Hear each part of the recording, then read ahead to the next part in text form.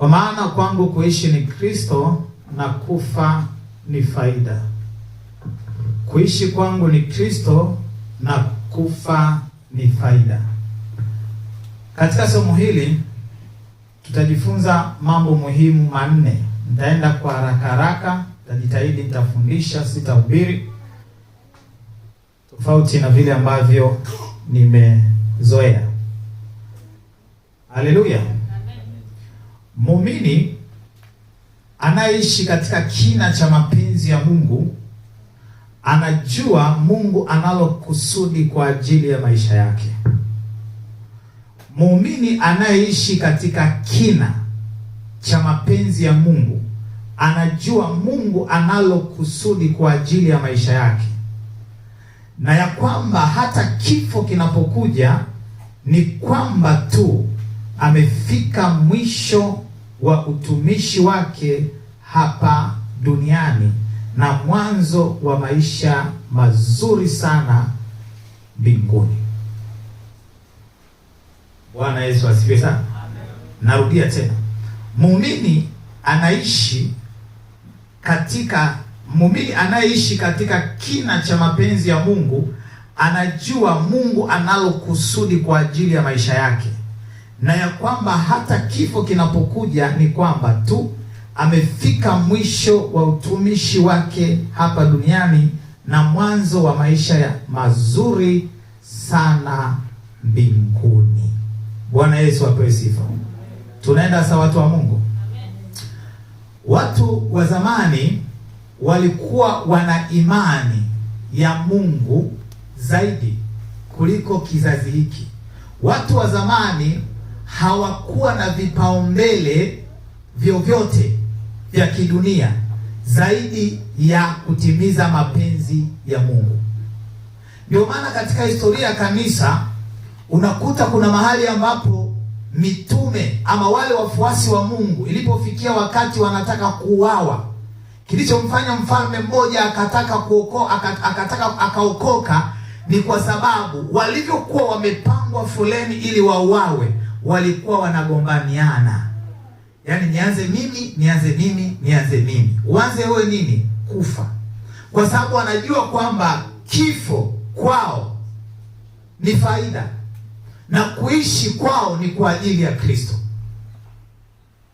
Kwamba huyu mtu anaamini kwamba anapokufa anaenda mbinguni, anaenda kwenye maisha ambayo ni bora zaidi ya yale ambayo alikuwa hapa duniani. Lakini huyu mtu anapoishi hapa duniani anaishi akiwa ni faida. Je, wewe ni faida kwenye kanisa? Geukie mwenzako mwambie, wewe ni faida kwenye kanisa au ni hasara? Bwana Yesu asifiwe sana.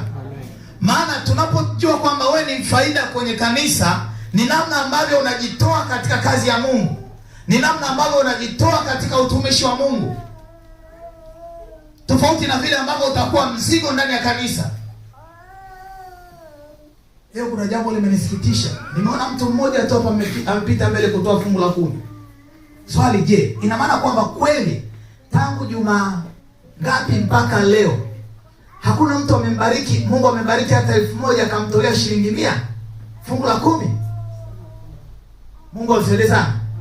Hizi ni tarehe za mwisho wa mwezi. Je, hakuna watu ambao labda wameajiriwa, house girl, house boy, ambaye labda amepokea mshahara akamtolea Mungu fungu la 10? Mungu atusaidie sana. Mungu anasema hivi, kuishi ni kwa Kristo. Yaani unaishi kwa ajili ya Kristo. Sasa kama unaishi kwa ajili ya Kristo, maana yake Kristo anataka aone matunda. Kanisa linataka lione matunda. Uwepo wako hapa uwe matunda, uwe faida. Leo huyu mchungaji amekuja hapa kwa mara ya kwanza, amekuwa faida. Amekuwa faida kwa sababu ametuchangia nini? Ujenzi. Haleluya. Leo tumekuja hapa, tumekuwa faida kwa sababu tumekuwa sehemu ya ujenzi wa nini? Wa kanisa. Je, wewe ni faida? Wewe Kristo anajivunia wewe? Bwana Yesu apewe sifa. Haleluya. Wapendwa, kuiangalia maisha na kuzipima shida tulizo nazo ni kupoteza kusudi la Mungu. Unapoangalia maisha na shida unazozipitia, ni kupoteza kusudi la Mungu ndani ya maisha yako. Maana Biblia inasema, ni kitu gani kitakachonitenga na upendo ulio katika Kristo Yesu?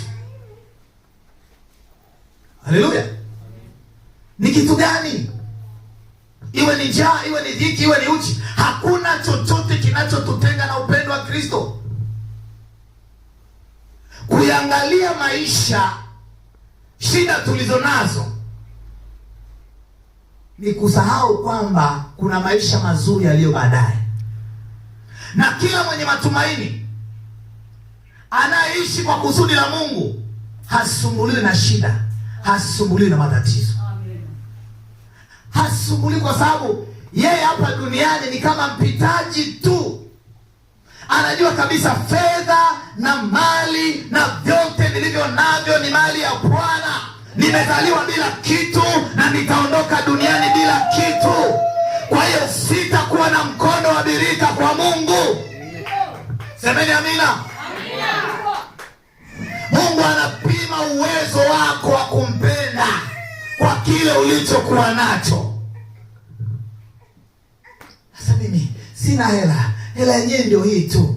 Mpendwa, hicho hata ulichokuwa nacho hakikutoshi. Kwa nini usimfanyie Mungu ili Mungu akufanyie zaidi?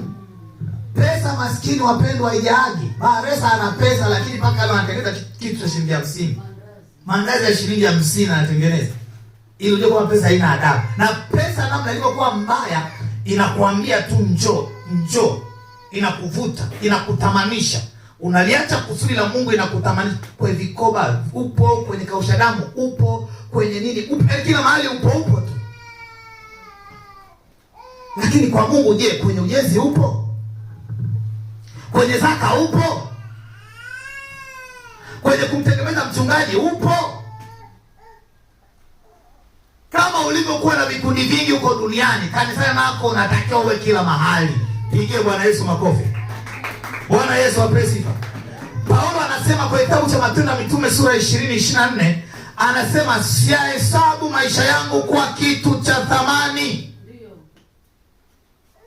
Uwepo wangu hapa duniani sio kitu cha thamani zaidi ya kulitimiza kusudi la nani? Kusudi la Bwana. Jamani, tupate wapi watu ambao wana wivu, wanaosema mwaka huu lazima tupaue hili jengo? Tupate wapi watu wenye imani namna hiyo? Watu ambao wanafanya kazi huku wakitenga bajeti zao kwamba hii ni kwa ajili ya bati moja, hii ni kwa ajili ya simenti mfuko mmoja. Tupate wapi watu wa namna hii? Watu wenye wivu na kazi ya Mungu, watu ambao Mungu hatawaacha. Wapendwa, Mungu anasema, nani aliyetangulia kunipa hata nimlipe?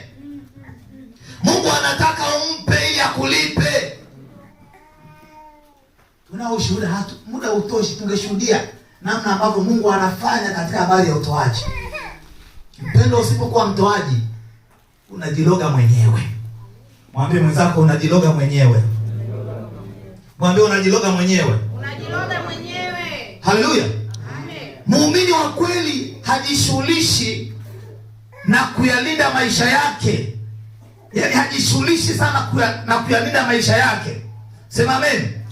Kinachokuwa muhimu kwake zaidi ni kumaliza mwendo au kumaliza ile huduma aliyoitiwa na Mungu. Huyo ndio muumini wa kweli. Hangaiki, hasumbuki kujilinda na maisha yake. Anaposafiri anakuwa na hofu na ajali. Unakuwa na hofu na ajali. Anapoumwa anakuwa na hofu na kifo. Unakuwa na hofu na kifo. Wakati kusudi la Mungu hujalimaliza, hakuna kufa. Yoyote ambaye amelibeba kusudi la Mungu hawezi kufa. Sema nakataa kifo kwa jina la Yesu. Sema nakataa mauti kwa jina la Yesu. Sema amen. Lazima uwaone watoto wa watoto wako. Unakufa mapema, unaenda wapi? Hata kama wamekutangazia tarehe ya kufa, tunaifuta kwa jina la Yesu Kristo wa Nazareti aliye hai. Utalazwa hospitalini, utawekewa mipira, lakini hutakufa. Utaamka, utakuwa mzima, maana ndani yako kuna kusudi. Unakufa unaenda wapi wakati hatujaweza kujenga? Amen. Unaenda wapi? Tunakurudisha. Sema tunakurudisha. Kwa